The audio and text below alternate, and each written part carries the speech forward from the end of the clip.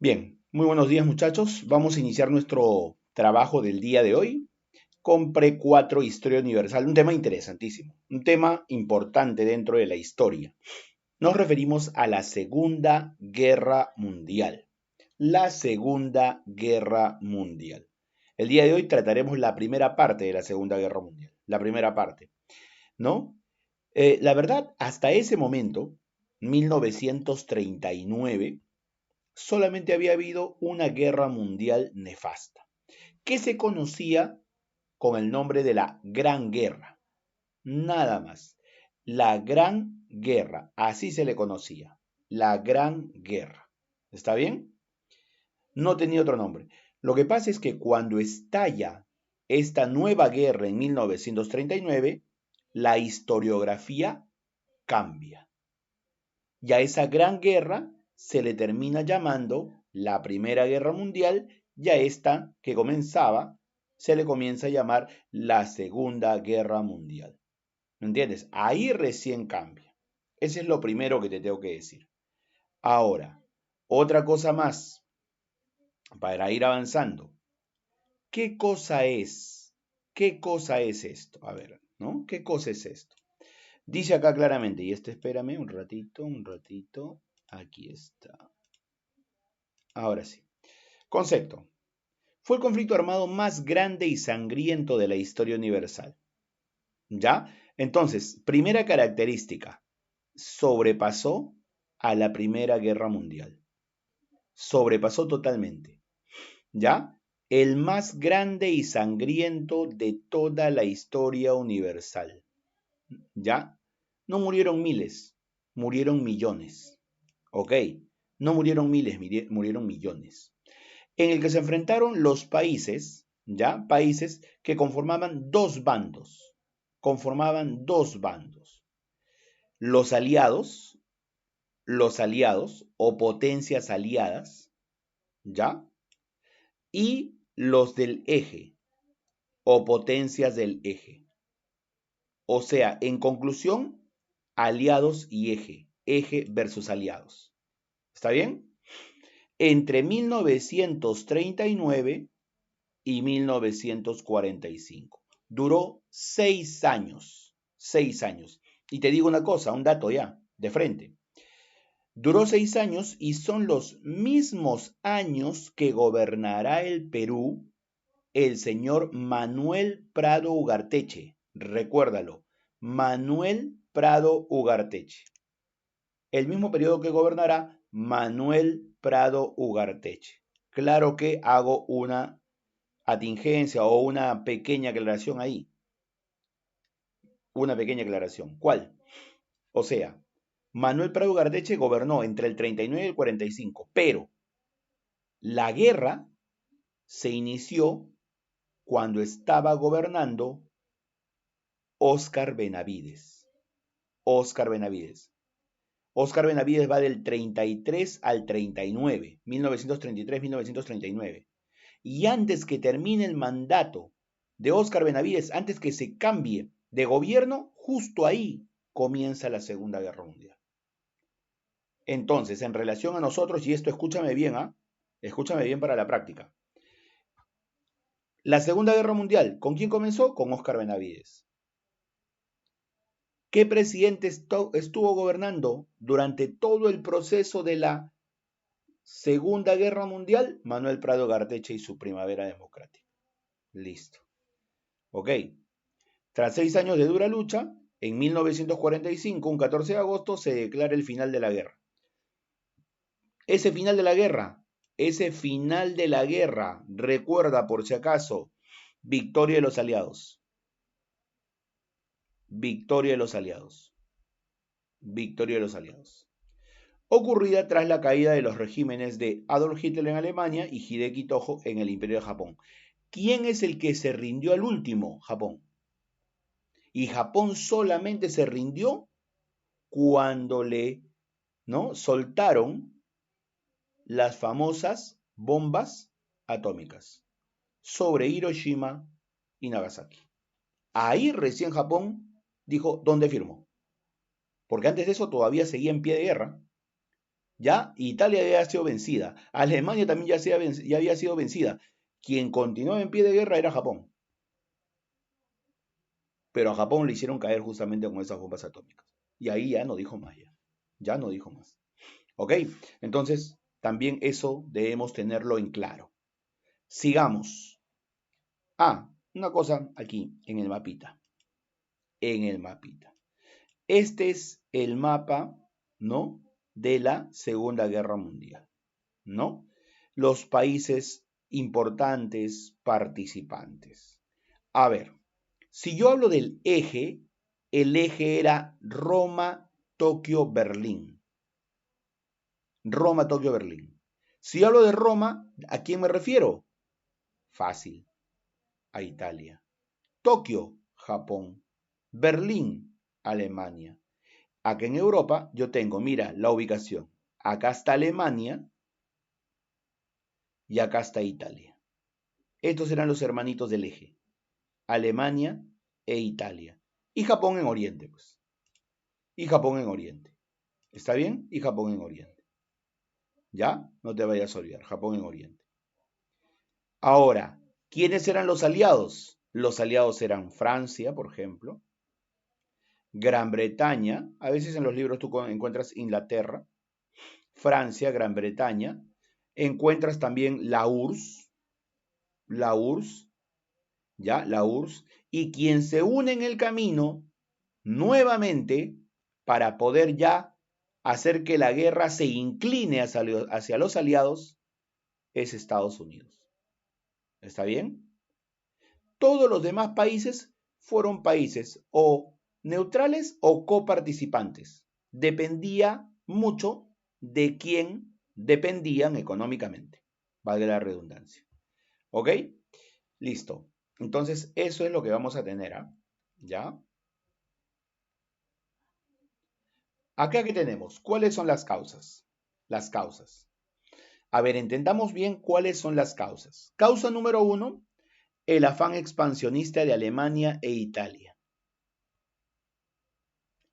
¿Qué requerían Alemania e Italia?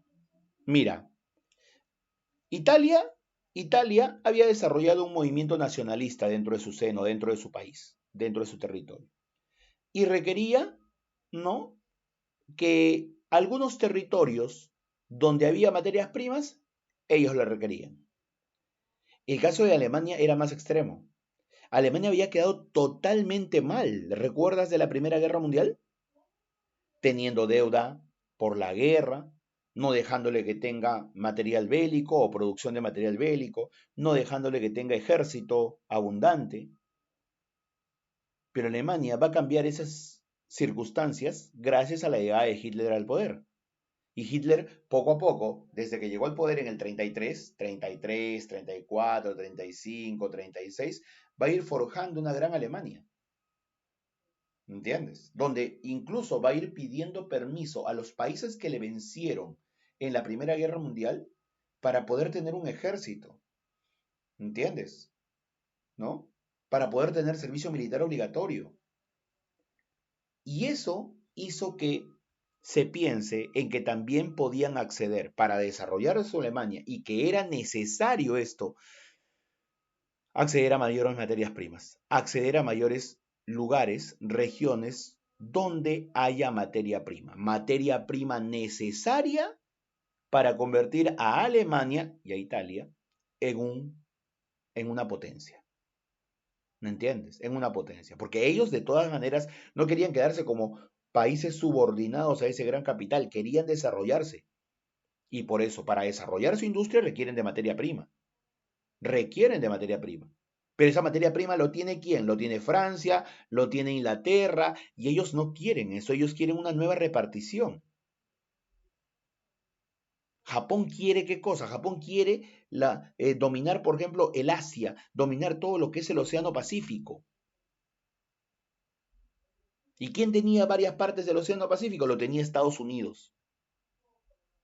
Por eso ellos quieren una nueva repartición de esos territorios, para obtener recursos, para aprovecharlos. Y a eso se le llama un afán expansionista de Alemania e Italia. Y también le puedo colocar ahí a Japón, ¿no? ¿Qué es lo que requerían? Materias primas, como te digo, para su industrialización. Mercados, claro, mercado de materia prima, mercado de mano de obra o mercado de consumo, o sea, un lugar donde ellos puedan vender sus productos.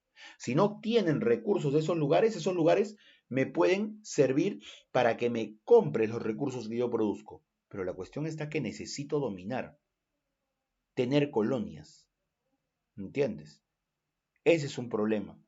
Y eso generó los inconvenientes entre estos países, ¿no? Del eje y los aliados. Ahora, otra cosa más. Alemania reclamaba colonias perdidas en la Primera Guerra Mundial. Claro, Alemania había perdido, ¿recuerdas? Alemania había perdido, ¿recuerdas? ¿Tú recuerdas qué había perdido Alemania? ¿Cómo se llaman esos territorios que había perdido Alemania? ¿Lo recuerdas? Tenían nombre como que de mujer. Tenían como nombre de mujer. Correcto, Diana. Exacto. Alsacia y Lorena. Esos son los nombres. Alsacia y Lorena. Recuerda lo que te he mencionado. Mira, ve. Alsacia y Lorena eran territorios que en el siglo XIX le pertenecían primero a Francia. En una guerra llamada Guerra Franco-Prusiana, se pelearon franco-prusiana, Francia y Alemania, Prusia, y Prusia se los quitó. O sea, Alemania se los quitó. ¿Me entiendes? Y Alsacia y Lorena quedaron en manos de Alemania. Llegó 1914, Primera Guerra Mundial, y en la Primera Guerra Mundial, Francia se lo quitó a Alemania. Y Francia se quedó con Alsacia y Lorena. Y ahora en la Segunda Guerra Mundial, ¿qué reclama Alemania? El mismo territorio, Alsacia y Lorena. ¿Entiendes? Alemania reclamaba colonias perdidas en la Primera Guerra Mundial. Su Lebensraum. Este es en alemán, pues. Tú me tienes que decir solamente su espacio vital. Pero ahora Hitler decía que el espacio vital no solamente eran los territorios perdidos en la Primera Guerra Mundial, sino que su espacio vital era toda Europa. Era gran parte de Europa. ¿Ok? Y entonces necesitaba ese territorio para poder desarrollarse como potencia. Es lo que decía Alemania, o Hitler específicamente. Italia pretendía apoderarse, por ejemplo, de la zona norte y de la zona de los Balcanes, Albania, en África, Etiopía, en África, Túnez, y sobre todo el Canal de Suez. El Canal de Suez, importantísimo, porque es el canal que permite comunicar a lo que es el Océano Índico con el Mar Mediterráneo. ¿No? Por si acaso. El Canal de Suez es económicamente el más importante de esa zona. Evita que te des un vueltón por África, por si acaso. Y era un territorio que también ellos, o sea, en este caso los italianos requerían controlar para que de esa manera se sientan, pues, ¿no? Que económicamente podrían estar mejor. ¿Ok? ¿Ya? Podrían estar mejor. Eso es, por si acaso. ¿Ya? ¿Y dónde está eso, profesor? Mira, para que no se nos vaya la hilación de las cosas, mira, acá tengo. Canal de Suez, Egipto. ¿Ya? Es el de acá. Este es el canal, mira. Este es el canal. Por acá pasan los barcos. ¿De dónde a dónde, profesor? Mire. Mire. ¿De dónde dijimos? Este es el océano Índico, mar Arábico. Pasas por acá. Este es el Mar Rojo. Pasas por acá, Canal de Suez. ¿Pasas a dónde? Al Mediterráneo. Ya llegaste ya. En vez de darte un tremendo vueltón por toda África. Aquí está el Canal de Suez. Todo esto pasa por acá. ¿Me entiendes? Todo ese territorio. Y ha tenido que ser construido, ¿ah? Ha tenido que ser construido. ¿Ya? Ha tenido que ser construido. Mira, acá está todo el canal. ¿Ve? Todo este es el canal. Esto ha tenido que ser construido. ¿Ok? Profesor, ¿y por qué es tan importante? Porque permite la comunicación más corta entre estos dos lugares, pues. Y no te olvides que en esta zona, por ejemplo, de Arabia, se convierte importantísima por la cuestión del petróleo. Barcos petroleros salen de Qatar, de Bahrein, de Kuwait, de Emiratos Árabes Unidos, salen por acá y simplemente se meten por acá, al Mar Rojo, y de ahí cruzan acá y ya llegaron para lo que es Italia, Grecia, Alemania. No, todo es más corto. A eso se refiere.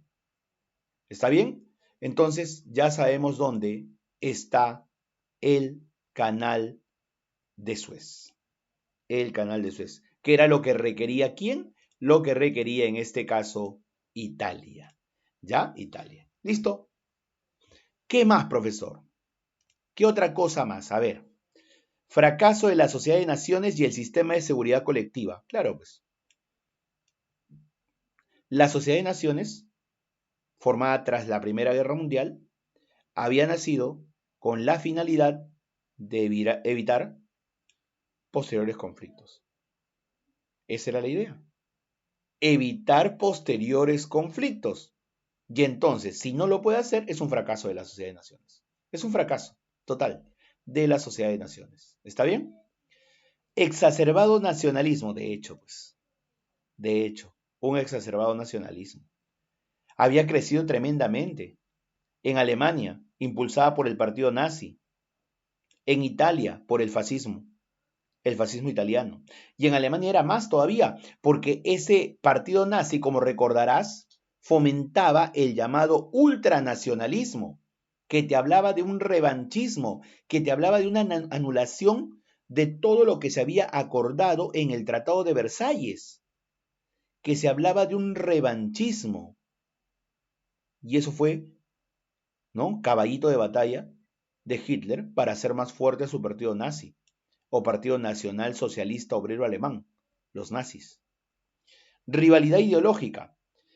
Rivalidad ideológica entre el comunismo de la URSS, claro, porque el comunismo estaba creciendo en Europa Oriental, en Europa Occidental, el comunismo crecía, y el comunismo es enemigo del nazismo. Enemigo del nazismo. Enemigo del fascismo. El fascismo italiano, que tiene ese mismo nombre, fascismo, y en Japón que se llama el ojinismo, ¿ya? Y el capitalismo de Inglaterra, Francia y Estados Unidos. Hay una rivalidad ideológica, capitalista, nacionalista y comunista. Ahora, profesor, pero una cosa, ¿no es que la URSS no combatió en el mismo bando que Inglaterra, Francia y Estados Unidos? Correcto, correcto. Pero el capitalismo y el comunismo no se llevan, no se llevan. ¿Y por qué lucharon juntos, profesor? Porque ambos tenían un enemigo en común, pues. Cuando tú tienes un enemigo en común, ahí te unes. ¿Me entiendes? Cuando tienes un enemigo en común. ¿Ya? O sea, los comunistas son opositores a los capitalistas. Pero tú, capitalista, y tú, comunista, tienes un enemigo en común, que es este acá. O sea, es tu enemigo y mi enemigo. Por lo tanto, ¿qué te parece si nos juntamos y peleamos con ellos? Los vencemos y seguimos peleando entre nosotros. Así se puede resumir la situación. Así es, Richard. ¿Ok? Así es.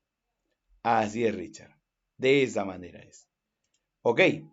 Entonces, eso es lo que debemos tener en cuenta por si acaso. ¿Ya? Sigamos. Sigamos.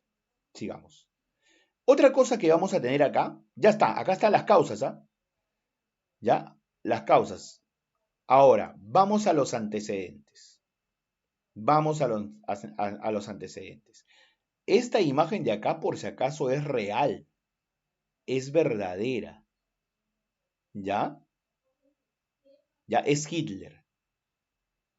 No es película como de repente alguno piensa por ahí, porque sí me ha ocurrido, ¿no? Que piensan que es algo creado, ¿me entiendes? Algo creado, o sea, un personaje creado, de la ficción, dicen, ¿no?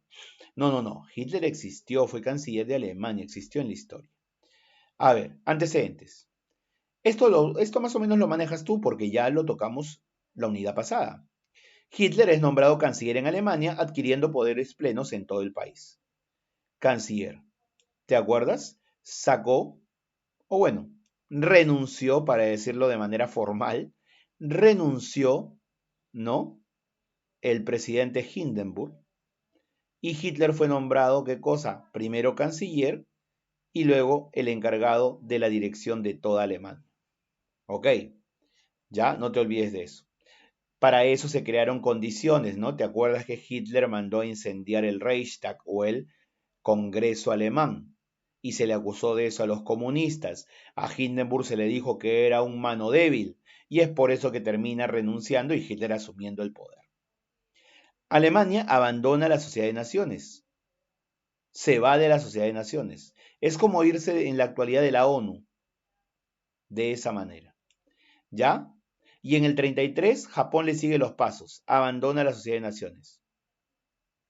O sea, ¿qué decían? Es una institución que no cumple, pues, su papel de poder evitar posteriores conflictos, ¿no? ¿Y cómo se evita posteriores conflictos? Desarrollando diplomacia, haciendo que todos los países puedan obtener sus recursos y no solamente unos aprovechar y otros depender de esos que aprovechan. Eso es lo que siempre reclamaba Alemania y Japón. ¿Ya? Normal. Otra cosa que logra Alemania, esto de acá, mira. El Acuerdo Naval Anglo-Germano de 1935. ¿Qué es esto, profesor? ¿Ya? Si yo digo anglo-germano, anglo es de dónde? Es de anglo. ¿De dónde es? A ver, si yo digo la palabra anglo, ¿de dónde es?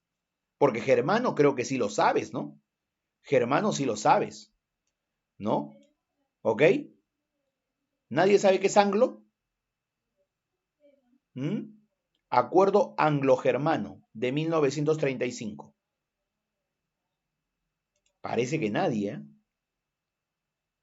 Parece que nadie. Anglo es de Inglaterra, ¿ok? Inglaterra. Y germano es de Alemania.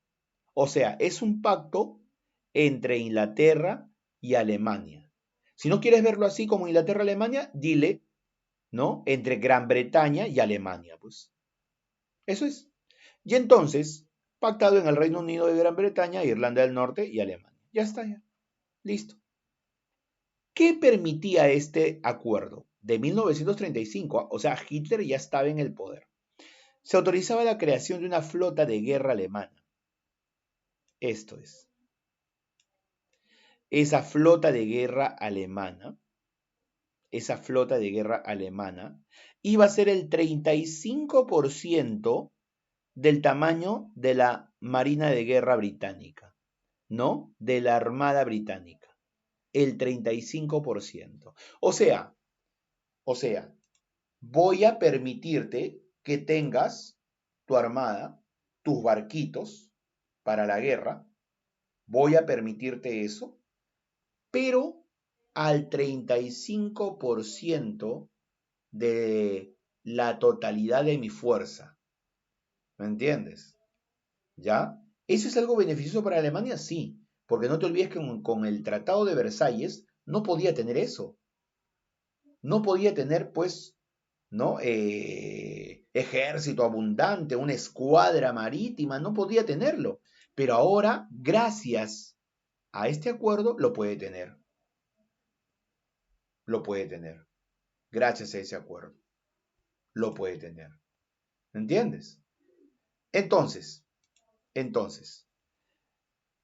limita a 35%. Ya está ya. O sea, Alemania tiene su escuadra ahora. Muy bien. Pacto anticominter. Esto ha sido pregunta en admisión de la Universidad de San Marcos. Esto tal vez te pregunte yo también.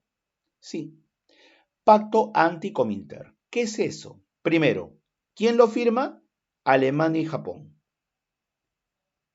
Alemania y Japón. ¿Quién se une luego? Italia. ¿Qué quiere decir eso? Simplemente Alemania, Japón y luego Italia se oponen al comunismo de la Unión Soviética. Por eso los partidos fascistas, yo te dije la clase antepasada, que eran ¿qué cosa? Que eran anticomunistas. Anticominter no es otra cosa que anticomunista en alemán. Anticominter es anticomunista en alemán. ¿Entiendes? Eso es lo que significa. Anticomunista, anticominter. ¿Está bien? Listo. Entonces, clarísimo creo que significa anticominterno. Ya está. Entonces, tengo los antecedentes, tengo las causas, incluso yo puedo anexar un antecedente más que no está aquí y que vino también en examen de admisión. ¿Ya? ¿Cuál, profesor? ¿Cuál es un antecedente de la Segunda Guerra Mundial? Un antecedente de la Segunda Guerra Mundial es el desarrollo de la llamada Guerra Civil Española. La Guerra Civil Española. ¿Ya? ¿Ok? La Guerra Civil Española. ¿Ok? Recuerda, la Guerra Civil Española fue entre 1936 y 1939. La Guerra Civil Española. 36 al 39 fue la Guerra Civil Española. ¿Está bien? 36-39. Entonces es antecedente. Y además, ¿quién ayudó a Franco? El líder de la Guerra Civil Española. Lo ayudó Alemania e Italia. ¿Y quién ayudó a los republicanos, los opositores de Franco? Inglaterra, Francia. O sea, disimuladamente, en España ya se estaban peleando estos países. Claro, mejor dicho, estaban haciendo pelear a los españoles en una guerra civil en dos bandos. Al final, ¿quién gana? Gana Franco, ¿sí o no? Franco es el nacionalista, Franco es el amigo de Hitler, el amigo de Mussolini. Y cuando ganan dentro de España, Alemania e Italia dicen, creo que es el momento adecuado de iniciar la Gran Guerra. Creo que es el momento adecuado de iniciar el conflicto. Claro que no lo iniciaron directamente, siempre a través de pretextos y pretextos y pretextos o a pedidos que hizo Alemania poco a poco para apoderarse de más territorio sin que Francia e Inglaterra digan algo. ¿Y por qué no decían nada? ¿Por qué cedían Inglaterra y Francia? Porque querían evitar el conflicto. Alemania quiere una armada, como ves ahí en el acuerdo naval anglo-germano. Alemania quiere una armada, quiere barcos de guerra. Ya, Inglaterra le dice a Francia, ya, yo voy a firmar con Alemania. Alemania, ¿quieres barcos? Listo. Vamos a permitirte, pero solamente es el 35% de toda, ¿no?, la capacidad que tenemos nosotros. ¿Y Alemania qué dice? Ya. ¿Y tú qué crees? ¿Que Alemania hizo el 35%? No, pues. Ya tenía enfocado la guerra, ya. Luego Alemania pide, por favor, ¿puedo hacer nuevamente, preparar a mi gente? Servicio militar obligatorio, ¿puedo tener un ejército? Ustedes me permitieron 10.000 hombres, yo quiero más de 100.000. Y le permitieron 100.000.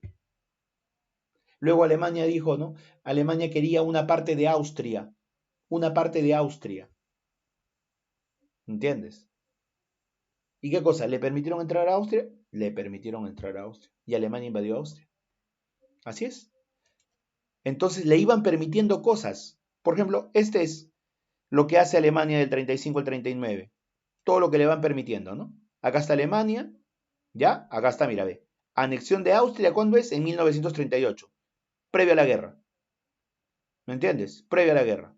Anexa esta parte de acá, que se llama los Sudetes.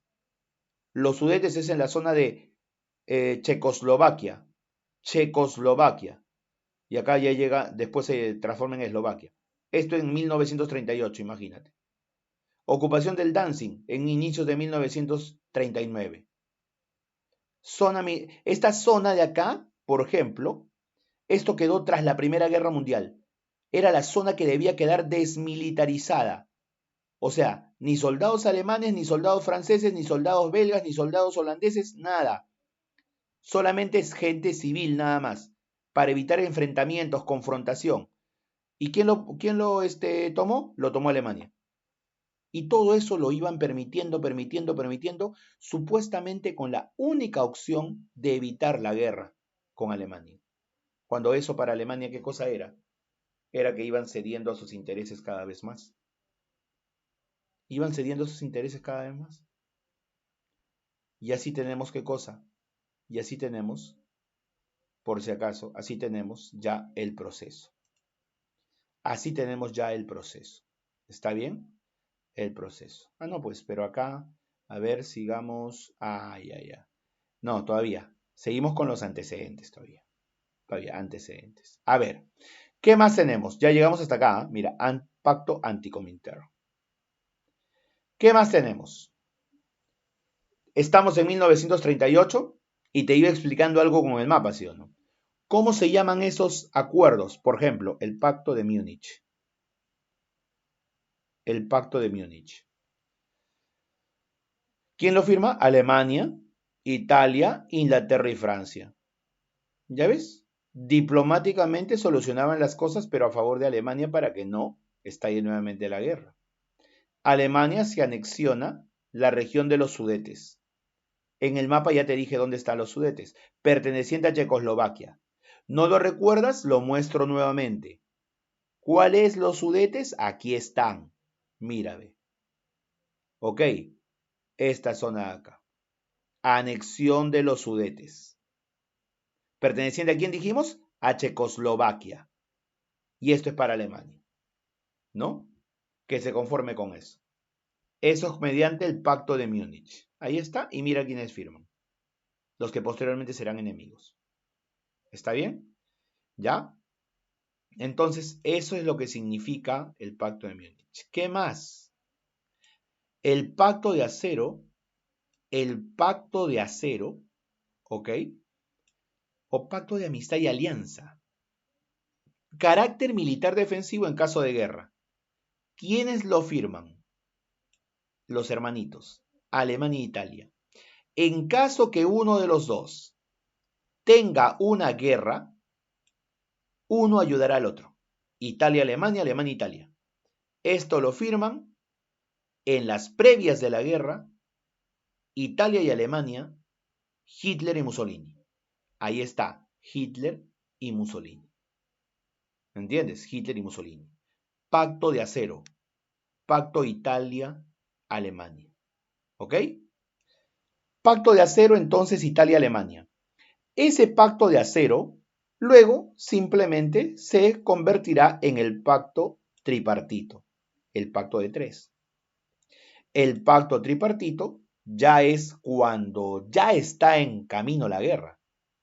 Y es Japón, Italia y Alemania. Japón, Italia y Alemania. O sea, se anexó Japón. Y ahí es donde nace pues el eje Roma, Italia, Tokio, Japón, Berlín, Alemania.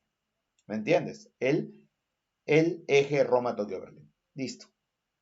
Y aquí es donde rompe esquema Hitler. Aquí se ve verdaderamente su inteligencia. ¿Qué dijimos? ¿Rusos y alemanes eran amigos o enemigos?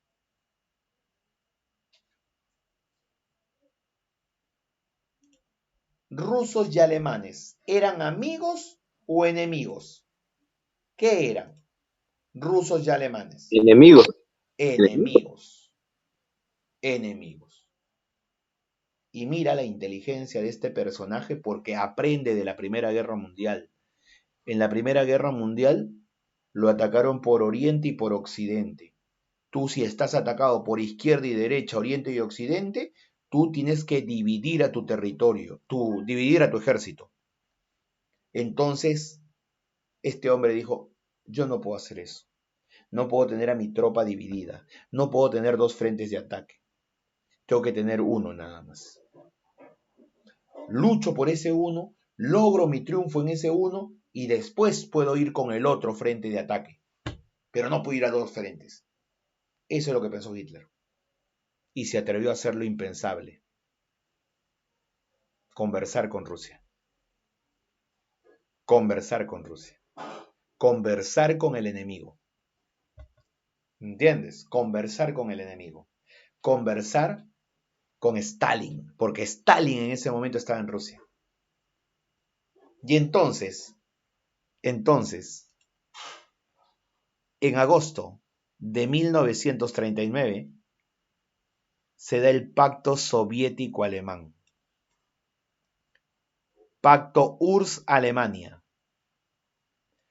Pacto URSS-Alemania. Pacto llamado, y esto ha sido pregunta de examen también, y esto también te lo voy a preguntar, Molotov-Ribbentrop. Ribbentrop-Molotov, Molotov-Ribbentrop. Pacto Molotov-Ribbentrop, Ribbentrop-Molotov. Ahí está. Ellos son los ministros de Relaciones Exteriores de Alemania y de la URSS. Molotov-Ribbentrop. Por eso se llama así. Molotov-Ribbentrop, Ribbentrop-Molotov. Y esta es la fotografía de ese episodio, con la presencia misma de Stalin. Con la presencia misma de Stalin. Él mismo estuvo presente. Hitler no estuvo presente, pero él sí. ¿Me entiendes? Eso lo hacía con la finalidad de que ello tenga más valor. ¿Me entiendes? Y entonces a ti en tu cabecita puede aparecer la siguiente pregunta. Profe, ¿pero por qué lo hizo Stalin? O sea, Stalin no es que pueda ser amigo de Inglaterra, de Francia. ¿Eran amigos? ¿Eran amigos de Inglaterra y Francia? No. Ya, pero entonces, ¿cuál es la finalidad de Stalin? Stalin dijo, si me meto en una guerra en este momento con Alemania, creo que todavía la URSS no está preparada. Así que esto me va a dar tiempo para que de esa manera, si es que Alemania se atreve a atacarnos, yo pueda ya encontrarme organizado. Ese es número uno. Y número dos, si está firmando un pacto conmigo, significa que a mí no me va a atacar primero. Va a atacar a Francia, a Inglaterra. Y entonces el ejército alemán se va a desgastar. Y cuando quiera atacarme, va a estar un poco más disminuido. ¿Me entiendes? Entonces, por eso Stalin, ¿no? Con cara de hay una cierta felicidad, no está de acuerdo con el pacto soviético-alemán. Los que se quedaron con la boca abierta, impresionados, ¿quiénes crees que fueron? ¿Quiénes se quedaron estupefactos con esto que acaba de pasar? Pacto soviético-alemán. ¿Quiénes se quedaron con Alemania. la boca abierta? ¿Ah? Alemania, profesor. Alemania. No, si Alemania está firmando normal.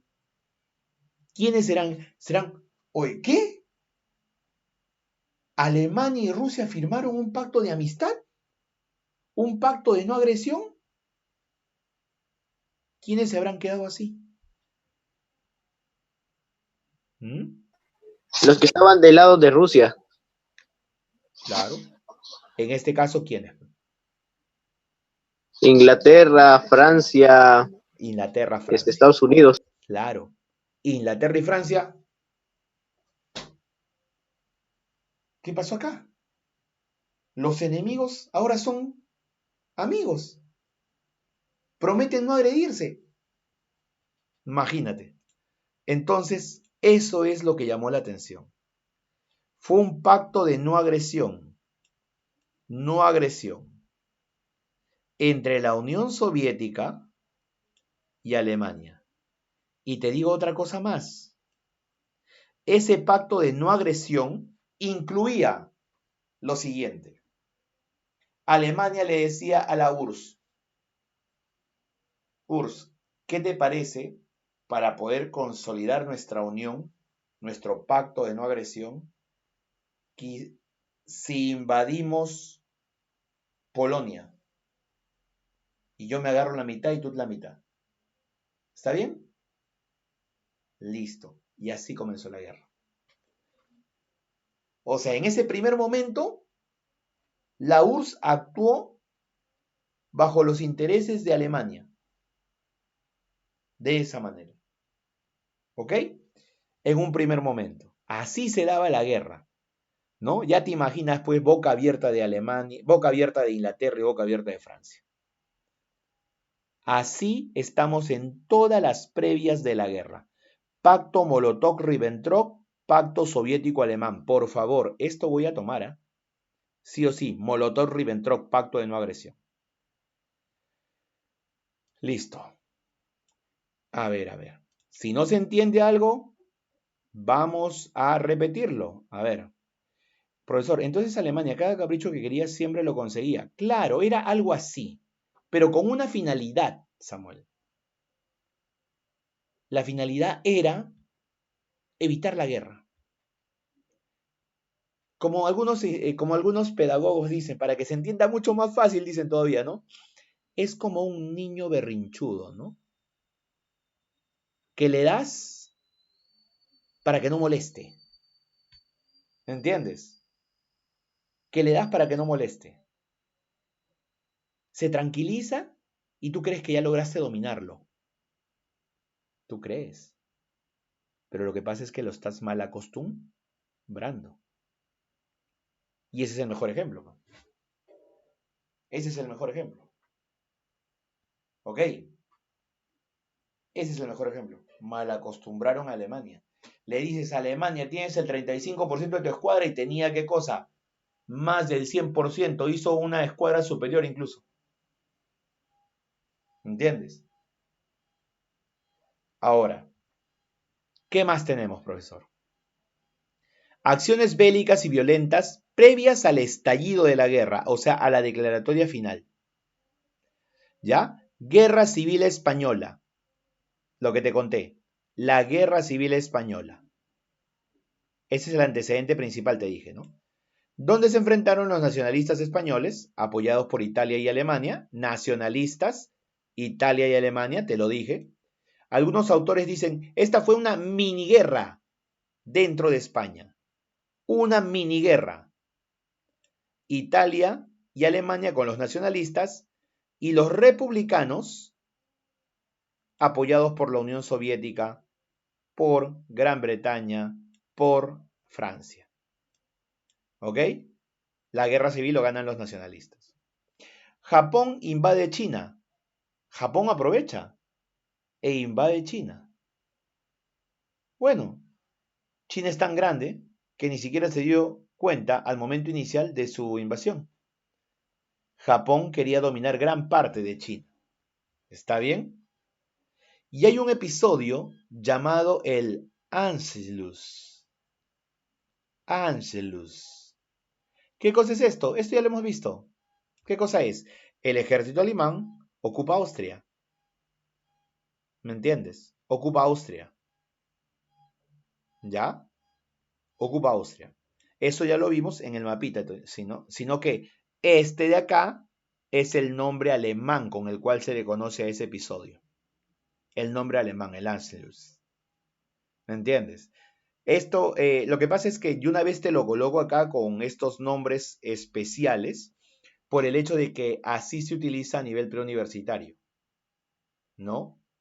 Pueden colocar en qué consistió el Anschluss durante la etapa previa al estallido de la Segunda Guerra Mundial y te ponen varios puntos ahí y entonces tú tienes que responder a lo que es el ejército alemán ocupa territorio austriaco que pasa a ser territorio alemán. Eso es lo que vas a colocar. ¿Está bien? Bien, ¿qué más? Alemania se apodera de la región de los Sudetes. Simplemente es un resumen de lo que te he venido explicando. Sino que acá le anexo ¿qué cosa? Le anexo la justificación. ¿Cuál es la justificación? Ese territorio de los Sudetes tenía población mayoritariamente alemana. Esa zona de Checoslovaquia tenía población mayoritariamente alemana y por eso lo anexionan. Y Hitler llegaba como un grande por ahí, ¿eh? O sea, era muy bien recibido muchas veces en esas zonas. Por ejemplo, mira, ve, acá está llegando a Austria, está llegando a lo que es Viena. Acá están los soldados alemanes en estos automóviles. Y acá la gente los está saludando. Y los está saludando con el típico saludo alemán. ¿Me entiendes? El típico saludo alemán. ¿Ok? Y acá, por ejemplo, está Franco, ¿no? Francisco Franco, el líder de la Guerra Civil Española, Franco, y el que ganó. Y acá está Hitler, quien lo va a visitar allá a España. ¿Me entiendes? Entonces, como que se iba ganando, como se dice, cierto respeto Hitler. ¿Ok? Cierto respeto. Ahora, muchos pueden tildarlo de loco, pero la cuestión está que popular en este momento previo a la guerra sí fue. ¿Ah? Lo fue también después, claro, de manera negativa, pero de manera, entre comillas, positiva fue en este momento inicial. Por eso era recibido. ¿Entiendes? Era como, es que miren, pónganse a pensar, ¿cómo quedó Alemania tras la Primera Guerra Mundial, ¿no? Quedó mal, mal. ¿Y quién convirtió a Alemania en una potencia? Todo el mundo dice Hitler, ¿me entiendes? Tanta fue esa potencia que ya automáticamente estuvo preparado para afrontar una nueva guerra. Entonces a ese nivel lo ponen, ¿me entiendes? El chiquito que creció, creció, creció e hizo una Alemania más grande. ¿Ok? Por eso era bien recibido. Todo esto que hemos visto son las previas, los antecedentes de la guerra. ¿Y cuál es lo bonito en cuanto a pedagogía, no en cuanto a enfrentamiento de la guerra? En cuanto a pedagogía, ¿cuál es lo bonito de la guerra? Que es fácil entenderla, ¿por qué? Porque una primera etapa es la ofensiva del eje. La ofensiva del eje. Todo es ofensiva del eje. Todo es ataque de Alemania, de Japón y de Italia. Todo. ¿Me entiendes? Y después viene la ofensiva, la contraofensiva aliada, donde todo es el ataque de Inglaterra, de Francia, de Estados Unidos. Así que ahí sí, ahí es fácil, por si acaso. Ahí es fácil. ¿Ya? Primero es todo ataque del eje y luego toda la contraofensiva aliada. Son dos grandes etapas que tiene la Segunda Guerra Mundial. Así que ahí creo que no nos vamos a equivocar por nada. No nos vamos a equivocar por nada. ¿Está bien? Listo. A ver, comenzamos con el proceso. Comenzamos con el proceso. Y el proceso tiene ofensiva de las potencias del eje o simplemente ofensiva del eje. Dura del 39 al 41. Profe, ¿y de ahí que ya no atacan? No, sí hay ataques, pero son en menor valía, en menor valor. En cambio, 39, 40, 41, todo fue ataque del eje. ¿Entiendes? Ya en el 41, 42 viene el momento bisagra, ¿no? Sobre todo en el 42, cuando ya las cosas se van dando a favor de los aliados. En el 39, 40, 41, todo el mundo pensaba que Alemania se imponía a todos los demás. ¿Está bien? A ver, ofensiva de las potencias del eje. 39. Alemania aplica el Blitzkrieg. Esto sí tienes que aprenderlo también. Blitzkrieg. ¿Qué significa Blitzkrieg? Debería estar entre comillas incluso acá. O guerra relámpago. Blitzkrieg o guerra relámpago. O guerra relámpago. Es su primer ataque. Con el Blitzkrieg o guerra relámpago, ¿qué hace? Invade Polonia. Aquí es donde se cuenta la famosa historia donde Hitler inteligentemente hace que soldados alemanes se vistan de soldados polacos, soldados de Polonia, y ataquen a ciertos lugares militares correspondientes de Alemania, para que después él salga a decir, ¿no?, que Polonia lo estaba atacando. Y cuando dijo que Polonia lo estaba atacando, tenía todo el camino libre para poder, ¿qué cosa? Para poder, pues, ¿no?, entrar a Polonia sin problemas. ¿Entiendes? Y eso hizo. Eso hizo. Automáticamente invadió Polonia. Ya invadió Polonia, por si acaso. Ya agarró y mandó bombardear la capital. ¿Ok? Varsovia. ¿Entiendes? Eso es lo que hizo. ¿Ya? Entonces, ¿eso cómo se llama? Eso se llama Blitzkrieg o guerra relámpago. la dominación total en una de Polonia. Y una partecita de eso va a ir para la URSS. A ver, una vez que sucede ello, Gran Bretaña y Francia declaran la guerra a Alemania. Le declaran la guerra a Alemania por los excesos que está cometiendo ahora en Polonia. ¿Ok? La URSS interviene en Polonia, pero los alemanes logran ocupar Varsovia. Acá era lo que te decía, de que ambos habían acordado repartírsela. La URSS interviene en Polonia, se queda con una parte y Alemania se queda con Varsovia. Hasta ahí, la URSS y Alemania respetaban el pacto de no agresión, pacto Molotov-Ribbentrop. ¿Está bien? Listo. 1940, otro hecho importante. Otro hecho importante. Alemania y sus tropas invaden Holanda, o sea, Países Bajos, Europa nórdica. Dinamarca y Noruega entran a dominar todo el Mar del Norte. Holanda, Dinamarca y Noruega. ¿Ok? Violando su neutralidad. Lo que pasa es que estos países se habían declarado neutrales, ni con uno ni con otro.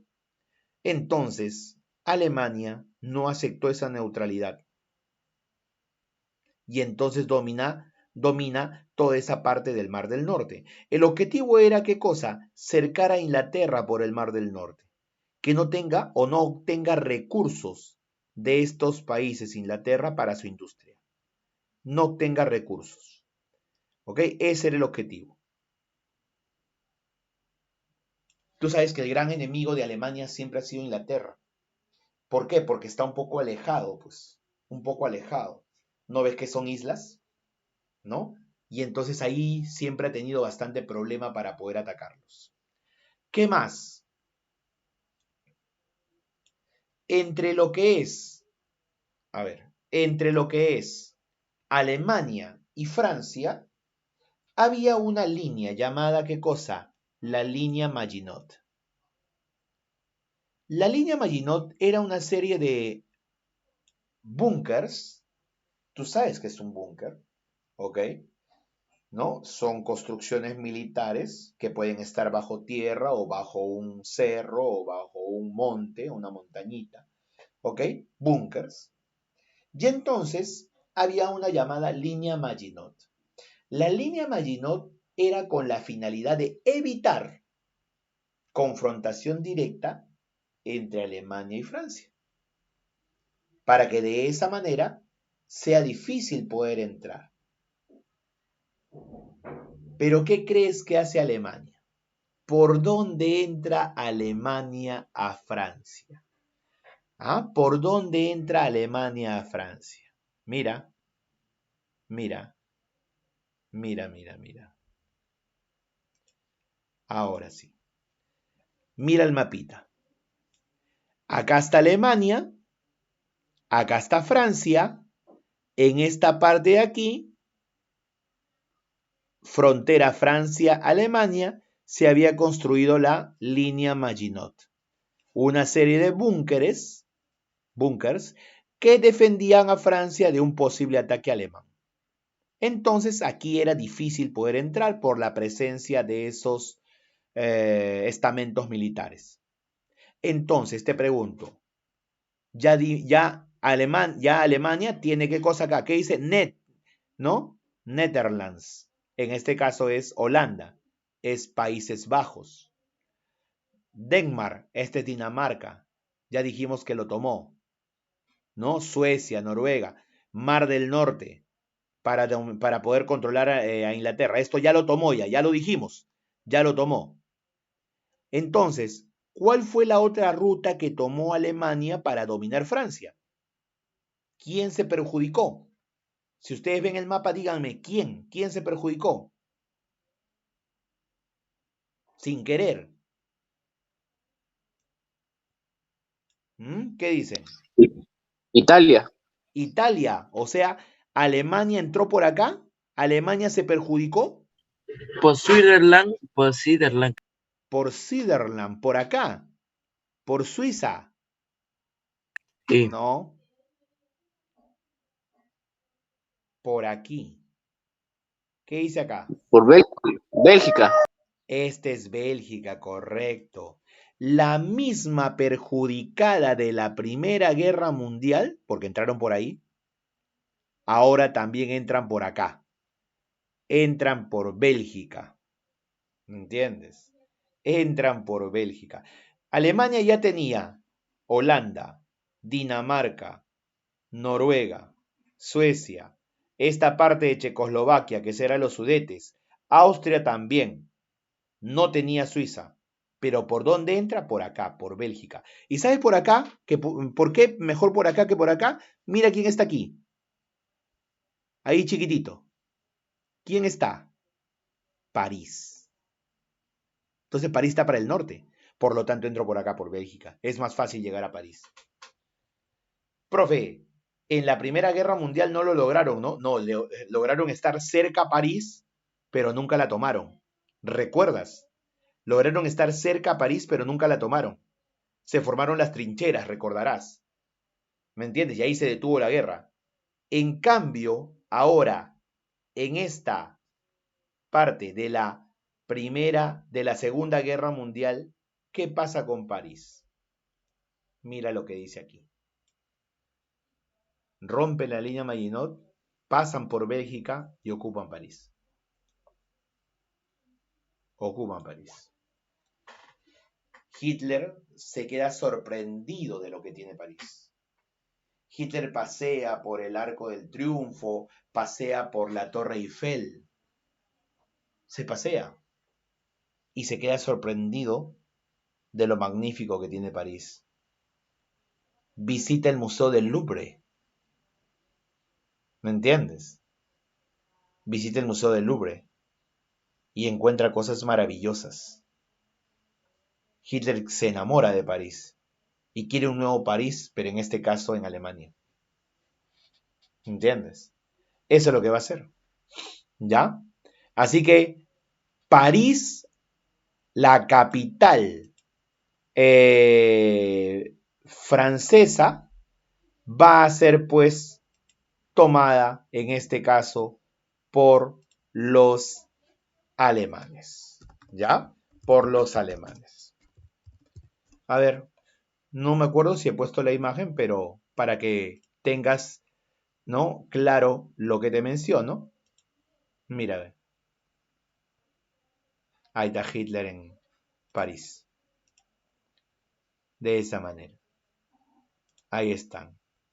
Los soldados alemanes estando en París, en la Torre Eiffel. Todo lo fotografiaban, por si acaso.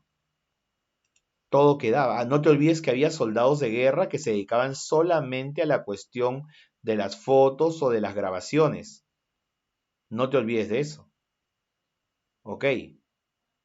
¿Ya? No te olvides de eso, por si acaso. Solamente, o sea, llevaban un arma, sí, pero su misión era grabar,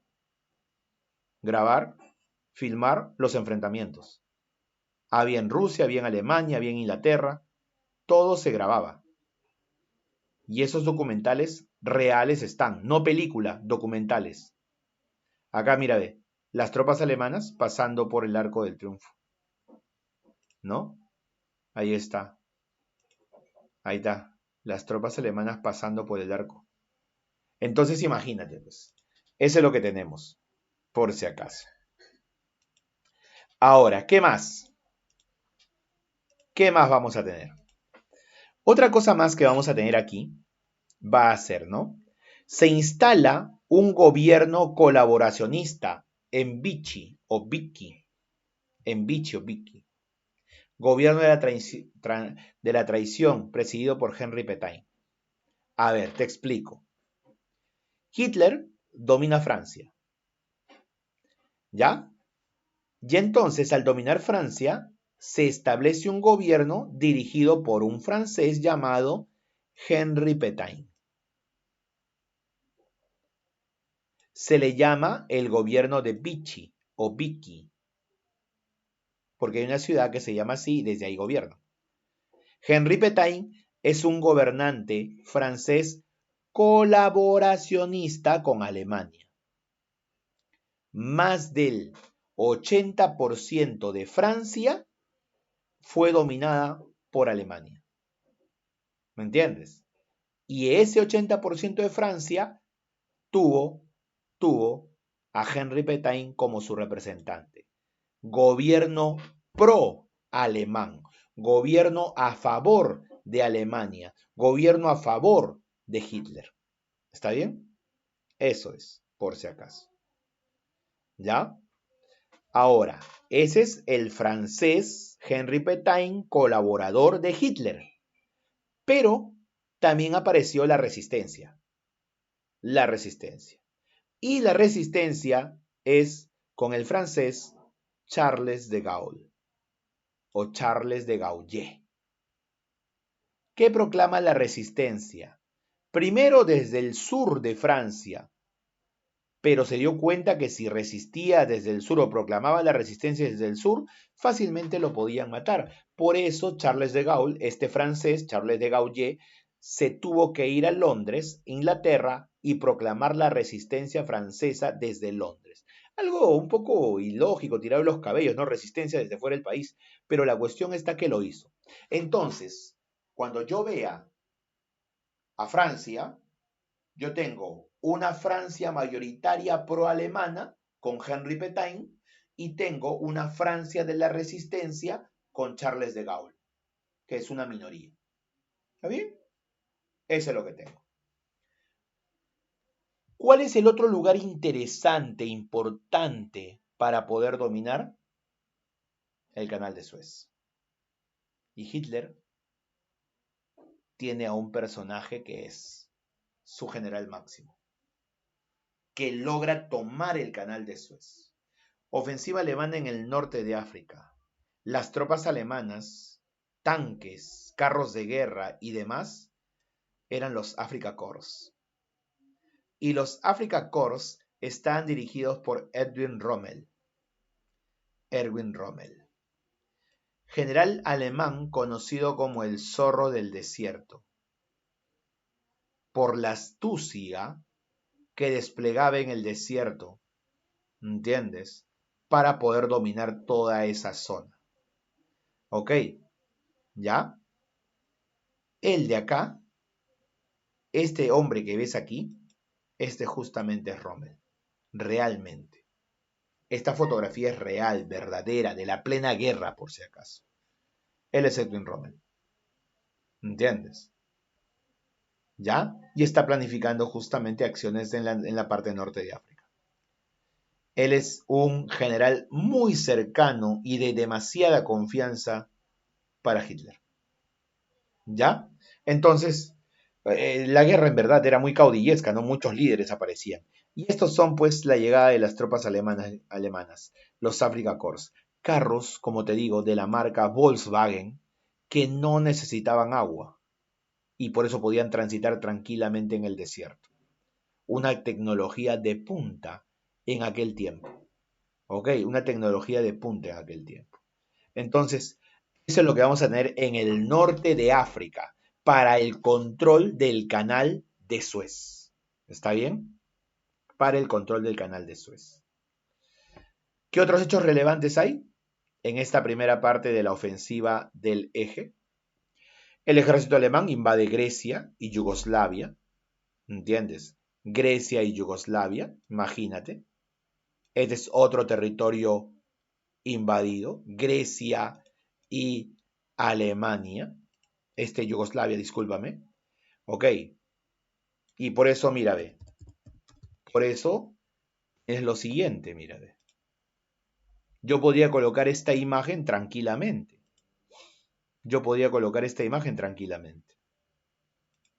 La bandera nazi en el símbolo máximo de la cultura griega, el Partenón. Ahí está, soldados alemanes. En Grecia. Ok. Ahí está. Están izando la bandera, mira. Entonces, yo podría colocar esta imagen para de alguna manera decir, ¿no? ¿A qué se refiere? Tendrías que reconocer este objeto que está acá y ese es justamente Hitler y sus tropas en Grecia. Entonces, también eso es importante saber reconocerlo, por si acaso. Una fotografía me puede decir un montón de información. Ok, y acá viene. ¿Con quién habían firmado una paz aparente, un pacto de no agresión? Con la URSS. Pero ya hice qué cosa? Mi ataque a lo que es Francia. Acá falta colocar todavía incluso el ataque, ¿sabes a quién? A Inglaterra falta. ¿Me entiendes? El bombardeo total a Inglaterra. Inglaterra fue bombardeada. En Inglaterra o en Londres se prendían las sirenas para que de esa manera la gente se meta en los búnkers. Por eso hay películas incluso de búnkers. Ya se meta en esas construcciones, ¿no?, internas. ¿Para qué? Para que cuando bombardeen los alemanes en la parte alta no les afecte. Eso ocurría. Y cuando ya venían los aviones alemanes, se prendían sirenas, sirenas y la gente se escondía. Una vez que terminaba el bombardeo, la gente salía nuevamente. ¿No? Winston Churchill, el canciller inglés, ¿ok? El primer ministro inglés, declaraba qué cosa, la resistencia inglesa hacia lo que hacía justamente Alemania. Una vez que hizo todo eso, ya atacó Francia, ya atacó lo que es Inglaterra, ya tiene dominado Bélgica, Holanda, Dinamarca, todo el Mar del Norte, el Canal de Suez, ¿no? Italia lo ayuda en el Canal de Suez, Italia lo ayuda en Grecia. O sea, Alemania estaba ganando.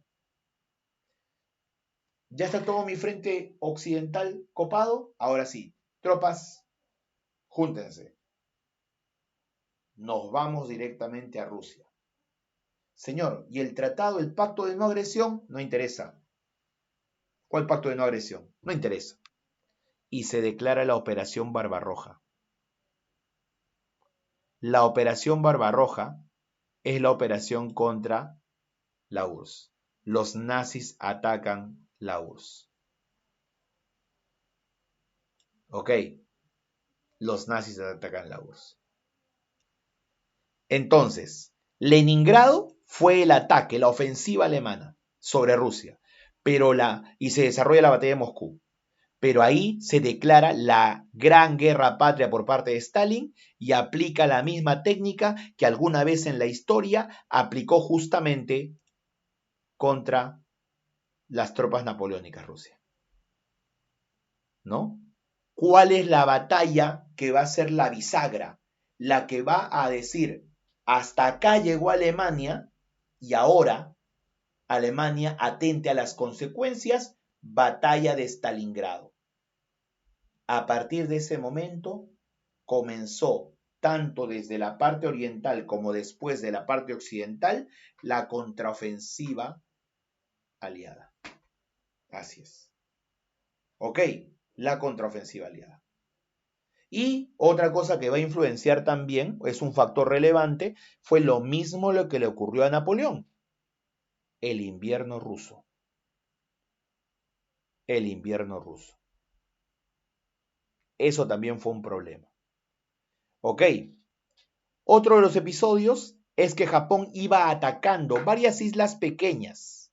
Iba tomando isla a isla en el Océano Pacífico. Hasta que llegó un ataque grande. Y el ataque grande fue el ataque aéreo a Estados Unidos. No exactamente al territorio continental que tiene Estados Unidos, sino a su base naval que tiene en Pearl Harbor. Esto queda en Hawái, ¿no? Pearl Harbor era utilizado como una base naval norteamericana en las islas de Hawái en medio del Océano Pacífico. Y esto va a ser atacado por Japón.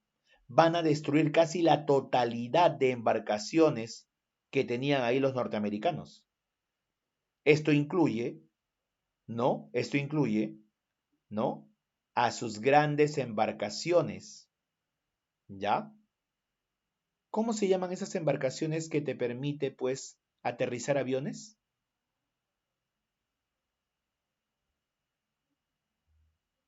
Esas grandes... Hangares, profe. ¿Cómo? Hangar- hangares. ¿Hangares? Sí, Las creo. grandes ¿Cómo se llamaba esto? embarcaciones que te permiten aterrizar aviones o despegar aviones. ¿Cómo se llamaba esto? ¿Alguien te acuerda cómo se llaman? Porque ni yo lo recuerdo. No, ¿Mm? Yo no lo recuerdo tampoco. A ver, a ver. Ajá, ahí está, Dianita, para ayudarnos. Portaaviones. Portaaviones. Claro, había portaaviones, había destructores norteamericanos. Todos fueron destruidos por Japón. Eso hizo que automáticamente se dé la declaratoria de guerra a Japón. Y eso hizo que Estados Unidos entre a la guerra directamente. Y al entrar a la guerra directamente, entonces va a conversar con Inglaterra, va a conversar con Francia, la resistencia, de cómo iba a ser su participación. Y es ahí donde preparan su gran contraofensiva. Y esa gran contraofensiva va a tener un punto principal en lo que llamaremos el día D, o también desembarco en Normandía, la operación Overlord, ¿no? Cuando los alemanes tenían tomado todas las playas de Normandía, playas francesas de Normandía, pero van a ser recuperadas por los aliados. Entonces, ¿cuál es la batalla bisagra? Stalingrado, no te olvides. Desde ahí comenzó la contraofensiva aliada.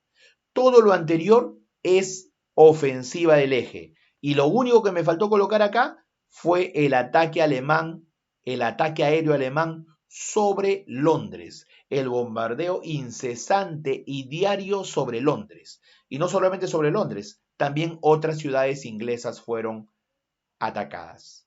¿Ok? Otras ciudades inglesas fueron atacadas. Eso es lo que vamos a tener.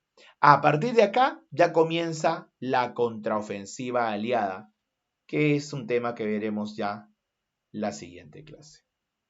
¿Está bien?